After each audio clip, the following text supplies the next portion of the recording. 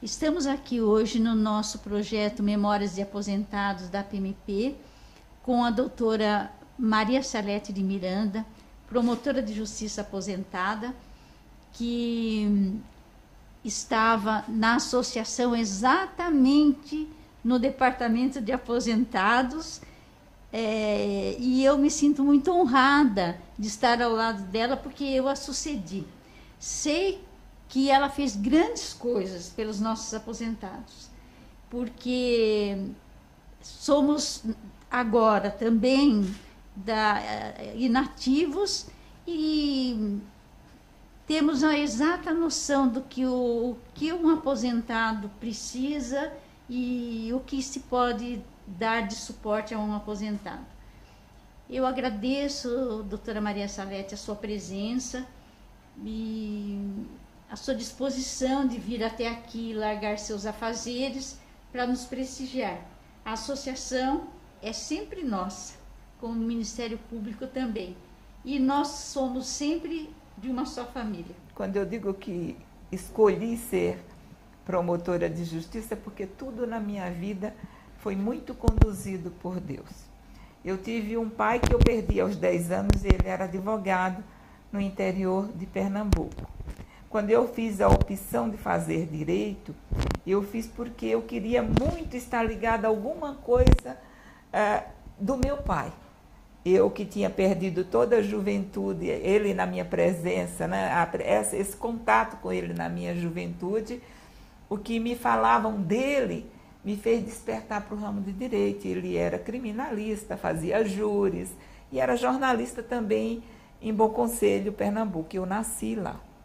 Então, eu estudei Direito na Faculdade de Direito de Recife. Eu fui aprovada no primeiro vestibular que fiz, tanto na Faculdade de Direito de Recife, que é co-irmã da São Francisco, daqui, né, que eu digo com muito orgulho, né, fundada em 1827, essa faculdade, me encheu de orgulho ser aprovada lá. Então, eu fiz a opção de fazer Direito, né, na Federal, que é da UFP, e sem nenhum custo, né? Que, afinal de contas, nós não tínhamos lá condições. Desde que meu pai faleceu, nós lutávamos com certa dificuldade, eu e mais minha mãe e mais 5 irmãos, todos mais velhos. Eu sou a caçula da família, mas meu irmão mais velho, ele estava, na verdade, trabalhando para nos ajudar, porque os anos de doença do meu pai em cima de uma cama, naquela época não tinha essa coisa de convênios médicos,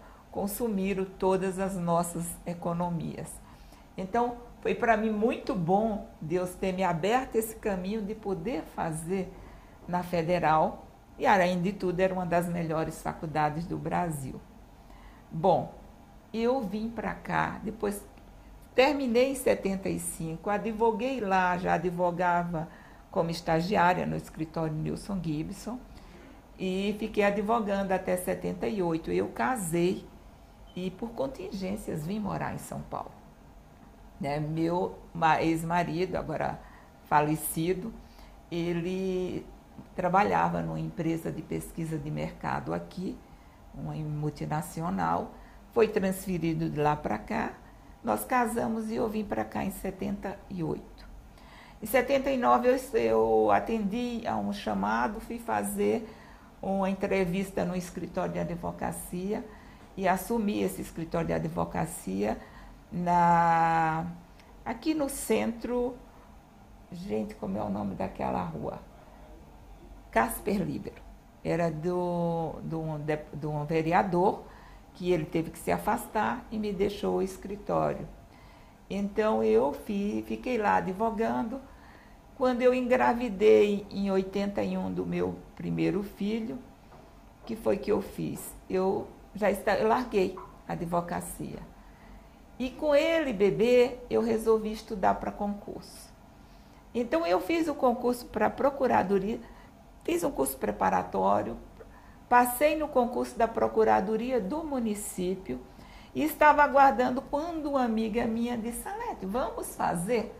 Ela hoje juíza de direito aposentada, vamos fazer o concurso para o Ministério Público, está aberto. Eu digo, Ministério Público? Ah, é muito melhor do que Procuradoria do Município, vamos lá. Porque ela queria uma companhia para estudar. Eu estudei com ela, fiz o concurso em 85, no que era considerado o terceiro concurso daquela fase, que passaram 27 colegas mulheres, depois eles fecharam. Eu fui até o oral e não fui aprovada. Isso foi em maio de 85. Eu digo, agora eu vou. Se eu fiz até o final, só não fui aprovada no final, fiz novamente o concurso e fui aprovada. Na banca, o presidente era Dr. Paulo Frontini, e ele ficou, acho que meio encantado, porque eu estudei tanto que eu sabia.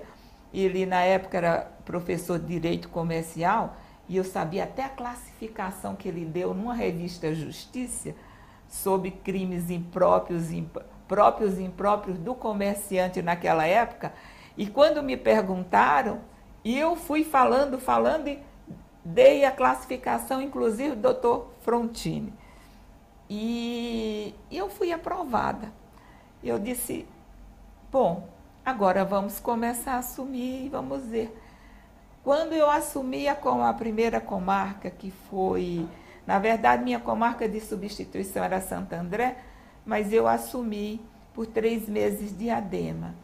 E eu me senti tão à vontade, eu me senti tão feliz no que eu estava fazendo, que eu disse que aquilo que eu senti a vida inteira, que Deus foi direcionando os meus caminhos, porque eu não pretendi, não foi uma coisa que eu tivesse pensado em fazer Ministério Público. Eu fui induzida por contingência, pela minha amiga que queria fazer. No final eu fiz, ela não foi aprovada, foi para a magistratura, e foi ela quem, na verdade, me deu esse impulso de levar, porque eu acredito muito em uma coisa: quando Deus quer atuar, Ele atua através das outras criaturas. Essa amiga estava na minha vida para me dizer que esse era o meu caminho, porque, na verdade, já não me faltou, mas já me faltava o pai, e eu nem sabia direito, estava meio perdidinha aqui em São Paulo, família nova, pouco tempo nessa cidade maravilhosa, que é considerada uma cidade bruxa, porque hoje eu não sairia mais de São Paulo, porque eu tenho um amor muito grande por São Paulo. Então eu digo assim, eu jamais voltaria para morar em Recife, faço visita à minha família, mas não voltaria, porque eu me sinto bem aqui, eu me sinto filha de São Paulo, apesar do meu sotaque, continua de lá, né? Mas é isso. Então eu acho que Deus atuou através dessa minha amiga, porque Ministério Público, eu digo que eu fiquei, os anos que eu fiquei no Ministério Público, cada dia eu ia feliz trabalhar. Era aquilo que Deus queria que eu fizesse. E procurei sempre agir de uma maneira assim. Nunca fui dormir com a consciência pesada de ter colocado o inocente no lugar errado. Digamos assim, de ter pedido a condenação de um inocente com essa convicção. Não. Se as provas não estavam boas, né, eu já nem denunciava. Porque se eu denunciei é porque eu tinha convicção que aquele ser que estava ali, que era afinal de contas, eu sempre enxerguei, não naquela época tanto, eu encarava como uma coisa de justiça, mas hoje eu sei que um condenado, que um acusado, é um ser humano que está num outro estágio evolutivo, é somente isso. Então ele é um irmão que um dia vai poder evoluir e também vai poder fazer coisas boas e retomar o caminho do bem. Eu sempre penso nisso. Então, na verdade, é isso. Eu acho que eu me encontrei no Ministério Público e fui muito feliz durante todos os anos de atuação. E era isso, eu realmente... Não, mas conta mais um pouquinho, como é que foi lá em Diadema? Olha, Diadema, na verdade, eu passei lá só 3 meses. Depois, como substituta, me mandaram para aqui, para a capital, e eu fui para a terceira promotoria. Nessa promotoria, Me deram um cargo lá que estava muito atrapalhado, muito processo atrasado. E aí eu me lembro que o doutor Escarance Fernandes, acho que ele era coordenador das promotorias criminais, que ainda funcionava aqui no prédio da Maria Paula. Ele entrou lá e disse: o que você precisa para colocar essa promotoria em ordem? E naquela época nós trabalhávamos com máquina de escrever. Minha grande dificuldade é que eu escrevia na parte de cima, corrigia, na parte de baixo do carbono saía tudo errado. E a gente tinha que mandar esses relatórios para a corregedoria, tudo rasurado. Nós não queríamos isso. E eu digo: acho que eu vou pedir uma datilógrafa. E foi isso. Ele mandou uma funcionária, uma datilógrafa. E aí sim, dentro de pouco, minha dificuldade era mais estar ali, né? Então, se era só para ditar e veio pegar os processos, ia muito rápido. Quando eu saí, em 6 meses que eu fiquei na 3ª promotoria, em um cargo que eu não me lembro qual, tinha outros colegas, tinha Adolfo Vieira Maia, trabalhei com o Reinaldo Almeida nessa mesma promotoria, acho que tinha a Rosa. Então, nós estávamos ali, sabe, uma promotoria maravilhosa, só que tinha uns cargos que eles estavam zicados. E esse cargo que eu peguei tinha muitos processos atrasados. Eu sei que no final dos 6 meses estava tudo certinho. Aí eu fui chamada para assessoria, eles me mandaram lá para o Vale, fui para registro, é Vale do Paraíba? Eu acho que é Vale do Paraíba. Vale do Ribeira. Fui para lá, aí sim. Lá eu passei alguns meses resolvendo lá a promotoria. Quando eu entrei tinha processos, mais usucapião, era uma promotoria cumulativa. Então tinha processo, eu passava assim pelo meio, tinha processo de um lado, processo no chão. Eu olhei aquilo e me assustei. Então eu morava num hotelzinho, levei o carro na primeira vez, mas a Regis Bittencourt muito perigosa. Então o pessoal dizia: não fica dirigindo por aqui, tinha muito acidente. Então eu levei o carro na primeira vez e deixei o carro na cidade. E o que eu fazia? Vinha todos os finais de semana de ônibus, porque meu filho e meu marido ficaram por aqui. E eu ficava lá. Me lembro que eu ia dormir às 11 da noite, eu ia para o hotel. E eu sei disso porque quando chegava lá, estava passando na TV Anos Dourados. E era a hora que eu ligava, porque era o telefone, e eu ligava e falava com meu filho, que tinha 3 anos, 4 anos, e eu chorava. Mas tudo valeu a pena, entendeu? Eu saí de lá, não consegui, porque eram designações para 2, 3 meses, não consegui limpar, mas a gente sempre foi tentando fazer o nosso melhor, né? Depois de lá, eu fui promovida para minha primeira comarca, né? Que a gente nem tinha muita pressa naquela época, porque aí a gente perdia as diárias. Mas eu fui para Angatuba, minha primeira cidadezinha desse tamanhinho, que eu tinha que morar em Itapetininga, porque lá não tinha nenhum hotel decente. Tinha 800 processos a cidade inteira, lá no fórum, 800 processos. Aparentemente calmo, mas tinha atendimento ao público, que era muito engraçado. Cada dia de atendimento ao público, eu mais me divertia de que trabalhava, porque eu, com esse jeito de gostar de conversar, e as pessoas iam lá e começavam a conversar. E a fila lá, e eu conversando. Mas fui atendendo, eles não se importavam porque eu sempre tratei muito bem, né? E tem algumas coisas engraçadas nesse atendimento. Houve um caso de um rapaz que agrediu a esposa, e eu mandei para ele uma notificação para ele comparecer na outra semana, porque nós queríamos evitar esse tipo de coisa. Não tinha Lei Maria da Penha na época, a gente queria, e ela gostava dele. Então, vamos tentar fazer essa. E ele não veio. Aí que foi que eu fiz? Peguei aquele guardinha que tinha lá no fora, a gente manda buscar. E o rapaz chegou lá com a perna engessada. E ele disse para mim, a senhora vai mandar me levar?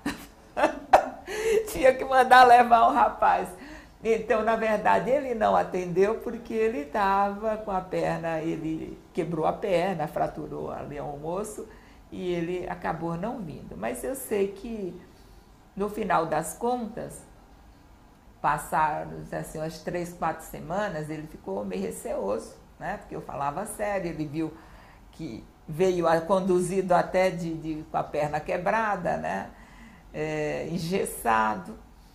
E passou umas 3, 4 semanas, a moça me veio com uma galinha. E o que a gente faz com a galinha? E numa situação daquela humildade, uma humildade tão grande, se fosse um presente, assim, que fosse uma coisa assintosa, eu, né, certamente iria até me sentir ofendida. Com aquilo eu vi foi humildade, né?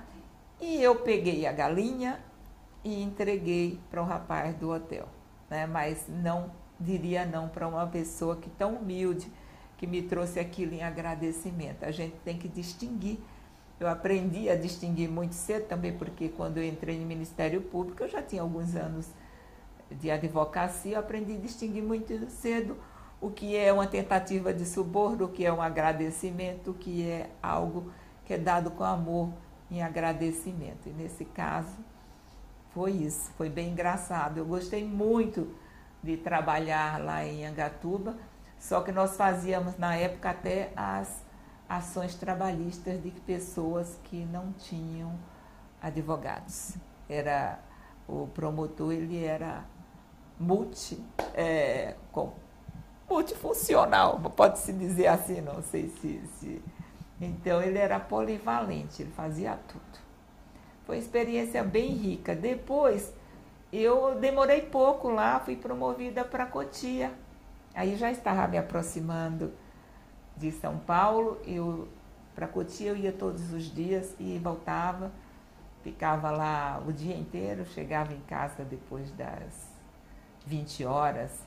Mas foi ótimo. Lá tinham duas varas e 2 promotorias.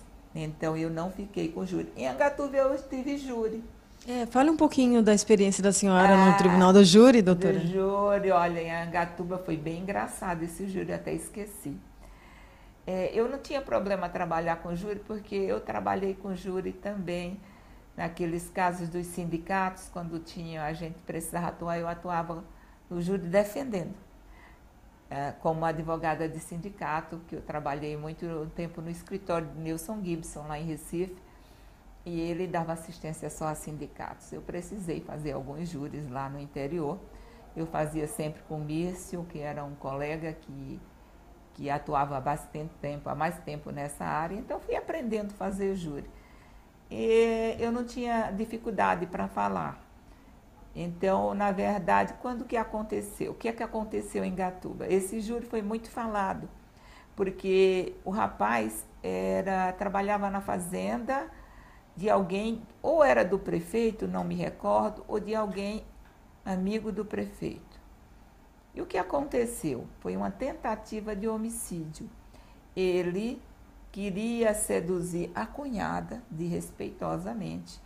A menina, acho que já assediada já há um tempo, nesse dia ela fugiu dele e pulou uma janela da casa e saiu correndo. Ele deu um tiro nas costas. Então, ela não morreu, ela foi socorrida, então ele foi processado por tentativa de homicídio. E isso foi interessante porque caiu bem na época que estava lá, marcaram o júri, o juiz marcou o júri. E eu fui estudar aquilo, eu vi, nossa, mas isso aqui tem ainda o agravante, né? Porque ele, cunhado dela, ele atirou pelas costas, né? Então, motivo fútil, mais do que fútil. E eu fui estudando aquilo, preparei o júri e veio o advogado que era da prefeitura ser advogado. Eu não sei se foi por indicação do prefeito ou porque ele era o único ali e contrataram ele. Ele podia talvez fazer as duas coisas. Mas o que mais interessante nesse dia é que no dia do júri chegaram uns 3 caminhões de peões, sabe? Aquele povo das fazendas todas ali da Redondeza encheram o fórum, né? Na sala de plenário, lá estava aquele povo, eu olhei aquele povo, eu nunca vi um júri tão concorrido, gente de pé, porque esse rapaz era bastante conhecido e eles estavam torcendo por ele.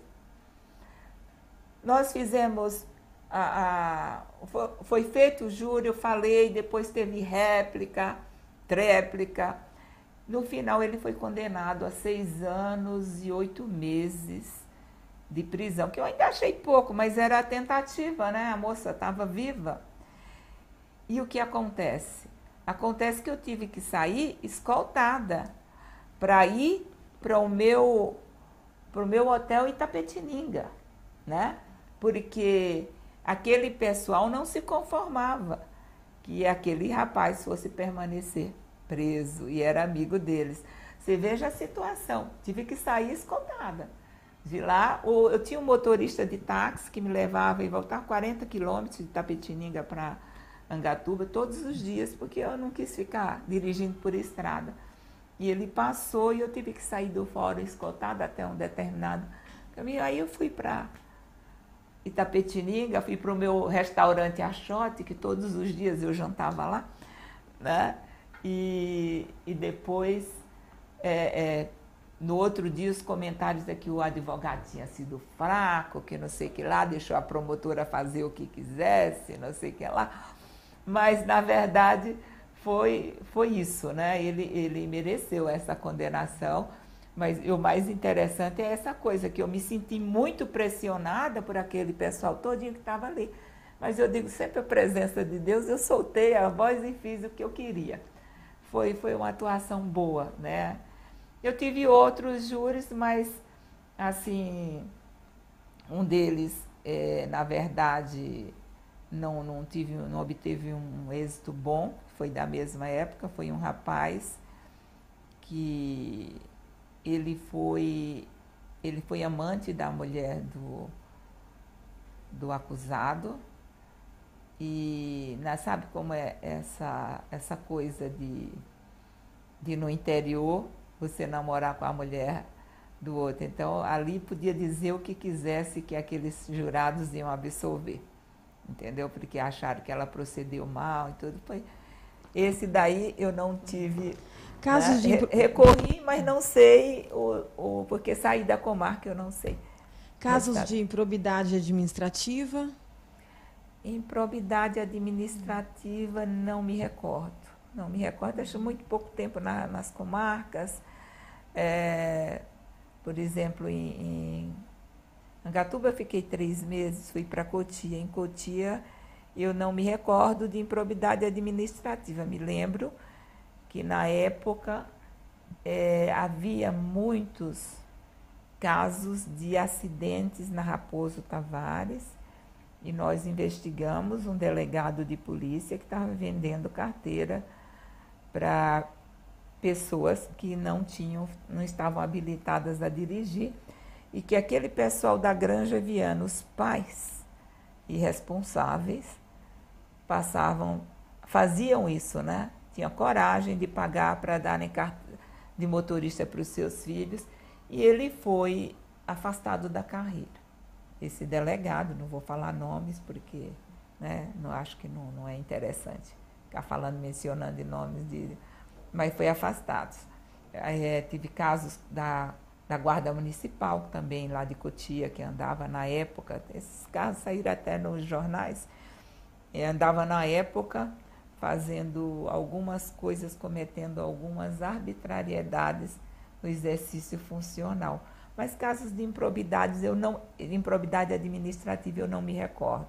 Nem sei se estava na minha atribuição, porque quando chegou em Cotia, eu já tinha as funções divididas com a outra colega. E teve mais algum caso envolvendo o delegado, doutora? Delegados aqui em São Paulo. Aqui em São Paulo, já atuando por minha promotoria. Nessa época, nós estávamos nessa ruazinha, como é o nome daquela rua que fica próximo do Maria Paula, aquela rua que nós tínhamos um predinho aí em 97. É uma rua que tem aí, que agora o prédio foi desativado, era o prédio do Ministério Público, que funcionava as promotorias criminais. Aqui na Maria Paula funcionava o Fórum Criminal, na descidinha ali, como é o nome daquela rua? Bom, funcionava o prédio naquela época, era um prédio das promotorias criminais. E teve o caso Bodega, o famoso caso Bodega. E, na verdade, a polícia atuou e prendeu os supostos praticantes do delito em coisa muito rápida. Houve uma repercussão muito grande na época, até o colega Eduardo Araújo, quem cuidou dessa primeira fase do caso Bodega, e ele, na verdade, ele pediu para soltar todos aqueles, porque os depoimentos estavam incoerentes e o nosso colega chegou à conclusão que eles não tinham cometido delito. Depois apareceram os verdadeiros culpados. Só para quem está nos assistindo, doutora, a senhora poderia contextualizar um pouquinho a história para relembrar? Ah, sim.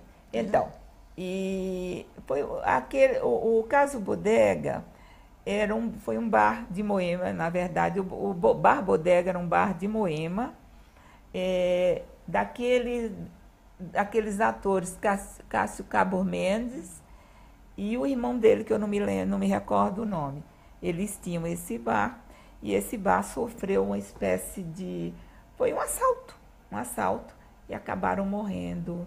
Eles assaltaram todos que estavam dentro e acho que morreram 3 pessoas. Inclusive uma jovem que recebeu um tiro lá desses meliantes da época. Só que a polícia resolveu isso muito rápido. Prenderam, porque uma repercussão muito grande na época, então prenderam muito rápido aquelas pessoas que supostamente teriam praticado o crime, e eles confessaram também, muito rapidamente. Só que eles confessaram de maneira que um não batia com o outro, parecia que eles tinham participado de ações totalmente diversas, de coisas que não entrosavam. Porque quando se pratica uma ação em conjunto, você sabe o contexto que foi praticado.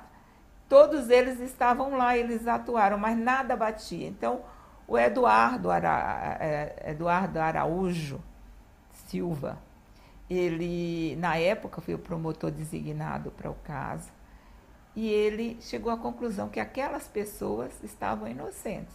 E eles foram soltos, né, porque eles estavam presos. Depois comprovou-se que houve uma certa tortura, mas apareceram os verdadeiros culpados e foram julgados e condenados.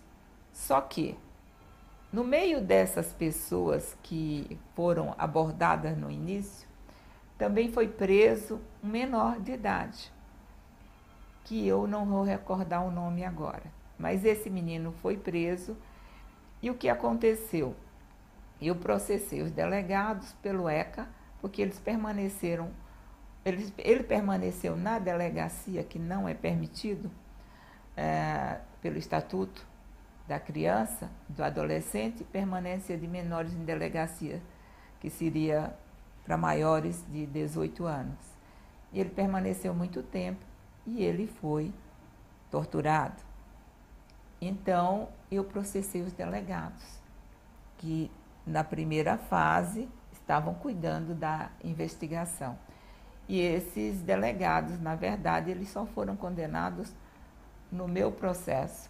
O Eduardo não conseguiu, mesmo extraindo peças, mandando junto com Paiuca. Eles mandaram, extraíram peças e fizeram uma denúncia. E no caso dos maiores, eles não foram condenados, eles só foram condenados no processo meu, os 3 delegados. Então, não vou mencionar nomes, mas delegado do 15º Distrito, enfim. Desses nomes eu me recordo, mas eu prefiro já estar esquecido, né? Deixar para lá. E depois, como é que foi? Como é que foi a carreira? Depois, já Olha, em São Paulo? Não, Né? em São Paulo, depois, quando inauguraram o Fórum da Barra Funda, eu fui junto. E fui como titular da... Não, eu acho que eu pulei uma parte aí. Eu passei 4 anos como titular em Osasco. Antes de chegar, que antes da entrada exatamente. Especial. Eu passei lá, eu atuei numa promotoria civil, que tinha também como atribuição, aí já era mais especificado, porque era uma comarca grande. Então, eu atuava também como curadora do consumidor e meio ambiente. Foi ótimo, entendeu? Foi uma experiência muito boa. Passei 4 anos, não tinha a menor vontade de vir para São Paulo, mas chegou uma época que meus amigos todos, inclusive a Cristina Bittencourt, vários estavam se promovendo para a cidade, o Ricardo Dias Leme. Eu digo, vou ficar sozinha aqui, eu vou. Aí eu me candidatei ao cargo e vim, foi aqui que eu vim. E aí que aconteceu isso. Em 92, eu vim para a capital e fiquei aqui nessa rua que eu te falei, Asdrubal Nascimento. Asdrubal Nascimento. Um nome tão difícil desse. Agora lembrei. Tinha um prédio nosso na Asdrubal Nascimento. Nós só tínhamos que sair dali, atravessar aquela pontezinha, chegávamos no Fórum Maria Paula. E ali nós trabalhávamos. Mas aí abriu o Fórum Criminal foi inaugurado o Fórum Criminal da Barra Funda e nós fomos lá escolher salas. Acabamos na segunda promotoria na Rua 8, sem janela, sabe? Era uma coisa muito sufocante. Aquele fórum é um fórum, assim, para se atuar, digamos assim, o convívio é muito bom, mas a gente tem uma certa impressão de claustrofobia ali dentro para se passar muito tempo. Passei alguns anos, né, até 2003 lá. Em 2003 surgiu um boato que o presidente Lula, né, ia aumentar a idade para nós nos aposentarmos. E eu já tinha tempo para me aposentar. E naquela época, uma leva de pessoas, acho que foi o ano que mais se aposentou gente. Eu fui influenciada, depois eu me arrependi. Porque, sabe, estava muito jovem para sair do Ministério Público. Mas eu fui influenciada e acabei pensando, eu vou ficar mais não sei quanto tempo, tendo que trabalhar, e acabei pedindo a aposentadoria. Depois eu não retornei, por quê? Porque aí eu também comecei a pensar, não, se Deus fez com que eu já cumprisse essa parte da minha vida, eu posso me dedicar a outras coisas, como de fato estou me dedicando hoje. Eu cheguei a abrir um escritório de advocacia, né? Nenhuma infidelidade partidária, não pretendia nunca atuar na área criminal. Eu fiquei atuando por um tempo na área de família, direito de família. Tive uma atuação por uns 2, 3 anos. Depois eu fui chamada pelo Barra para vir trabalhar na associação. E acabei me desestimulando, porque, na verdade, esse escritório era para o meu filho, que tinha se formado em Direito. Eu digo, ele vai ficar, eu vou ficar uns 3 anos com ele, para abrir as portas, e aí ele vai seguir carreira sozinho. Mas aí, depois, ele continuou por um tempo no escritório, e viu que não era uma coisa muito fácil, que ele queria fazer concurso, acabei fechando o escritório. Então, hoje eu faço tantas coisas que meu tempo, digamos assim, é escasso. Eu digo, nossa, como essa semana passou rápido. Mas hoje eu estou me dedicando mais à área de voluntariado, porque eu acho que Deus nos dá, então a gente tem que retribuir. Então, hoje eu trabalho numa instituição espírita 3 vezes por semana, e cada dia minhas funções vão aumentando lá, entendeu? Eu digo, daqui a pouco eu trago a caminha aqui. Mas eu digo que eu estou sempre sempre assim ligada nas coisas do Ministério Público, porque eu nunca vou esquecer que o Ministério Público de São Paulo foi quem me deu a oportunidade de criar dignamente, com dignidade, meus filhos, de ter uma vida confortável e principalmente de poder ter feito por muito tempo, né, por 20 anos, feito com amor, um trabalho que eu realmente me realizei. Eu realmente me realizei fazendo esse trabalho no Ministério Público. Não esperei, meus colegas todos de concurso hoje são procuradores. Eu não esperei porque senão eu teria que ficar mais 5 anos depois e foi exatamente, eles entraram, eu me aposentei em 2003, eu vim para a capital com a Cristina Bittencourt, então ela foi procurada, chegou a procuradora há uns 3, 4 anos atrás. Eu teria que ficar mais tempo. Por quê? Porque nós nos demoramos bastante em Osasco. Nós poderíamos ter nos promovido mais rapidamente em Osasco, mas nós ficamos lá. Então isso atrasou um pouco também a conseguir chegar a ser procuradora. Mas realmente eu penso que... Eu tenho uma amiga hoje que é do Ministério Público, a Dilce Prestes, que ela disse que não quer ser procuradora. Ela já tem todo o tempo para ser procuradora. Então, porque quem gosta mesmo de estar atuando ali no dia a dia, de estar nas audiências, de estar recebendo o público, de ver... Então, essas pessoas que têm essa característica, como era a minha, não se interessam muito por ser procuradora. É uma profissão, digamos, um plus muito nobre, mas é um trabalho que eu não me identifico muito. Então, eu acho que mesmo que eu tivesse ficado, eu iria demorar a me candidatar. Seria uma Dilce que iria se demorar a se candidatar e o cargo iria ser só mais perto da aposentadoria. Entendeu? Então, é isso.